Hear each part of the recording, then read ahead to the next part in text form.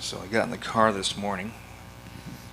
The pastor's on call today, so I had my brain thinking on something I would preach if he suddenly got called away. And then my phone dinged and said, "You're doing communion this morning." And I went, "Oh yeah, I forgot." So I pulled the paper that I had prepared for my sermon and I flipped it over and I wrote these words: communion as an I-thou encounter.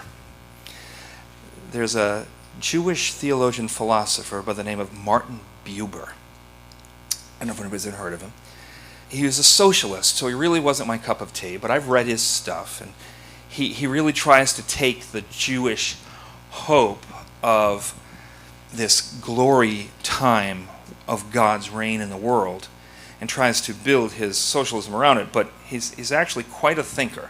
He envisions and he attacks most socialism because it removes God. This idea of a secularist utopia is ridiculous. He goes, man's heart is dark. Man cannot create a beautiful world without a powerful relationship with their creator.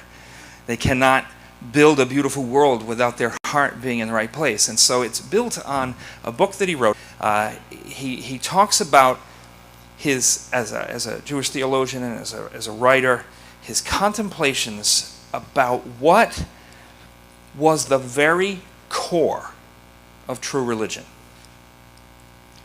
How would you describe it? The very essence, not just of doing religious things, but the real soul of what it means to be a person of faith. And so he writes, I had this moment of clarity. He goes, I would feel like I was almost touching it, and it would escape my grasp. I couldn't touch it. So he writes this book. He's had this moment of clarity, and he writes this book. It is one of the best books I have read in my lifetime. It's called I and Thou. And he works with what he calls two words: I it and I thou. He goes, I it is the human world of getting things done.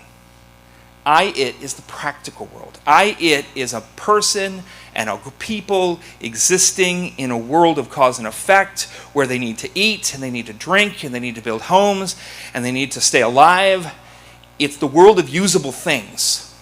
It's a world where a person wants to accomplish something and they view all the things around them as resources for getting it done.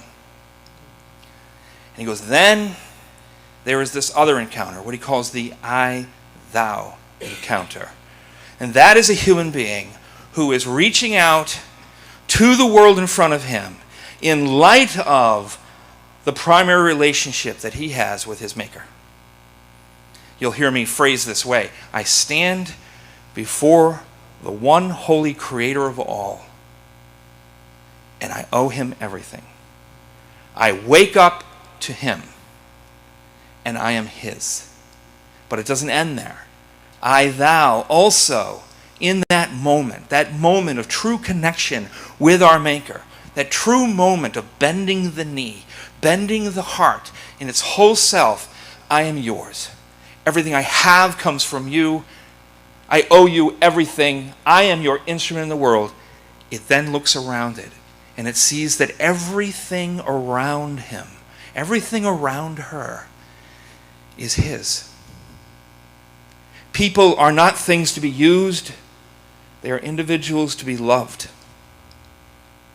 Creation is not simply there for me to sate my thirst for power, my desire for accomplishment, but this is his world.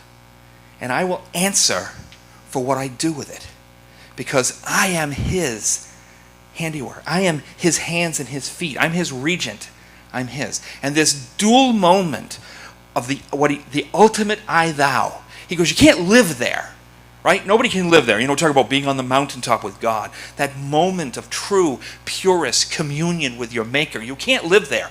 You're going to have to come down from that spiritual mountain experience and get back into the world of I it. But the fact that you have been in what he calls the I thou encounter, it should affect the way you live in the world of I it. in the world of getting things done, you never forget that these people are people to be loved, not things to be used. The general who sends his soldiers out to fulfill a mission, knowing that some of them will die, does so differently, more reluctantly, more cautiously and carefully when he has come from an I-thou encounter and recognized that his soldiers are people to be loved and not simply instruments to be used. It's a transformation, and it's this constant coming back to these moments, recentering yourself. The scripture says, don't forsake the gathering together of believers. And you can't forsake those moments of communion with your Maker, and those moments of communion with your Maker amid your family. You constantly come back to these moments, to sit there at the communion table, and it's not just communion, but I want to talk about the communion as an I-thou encounter. As I reorient myself, I come back to the table of the Lord. I sit there and I contemplate the bread, his broken body, shattered for me, his blood shed for the forgiveness of sins. And I remember that it's a moment of commitment to him, of renewing my commitment to him and renewing my commitment to those who are his. And that is a great I-thou encounter. And you constantly come back to it and come back to it. The longer you live out in the world of getting things done, the further you get away from the heart of the Father for your brothers and sisters in the world. The heart of the Father for the lost. But when you constantly come back,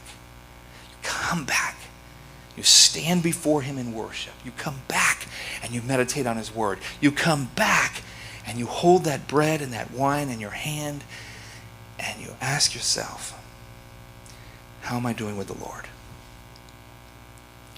How am I doing with the Lord's people? If you like what you're hearing today,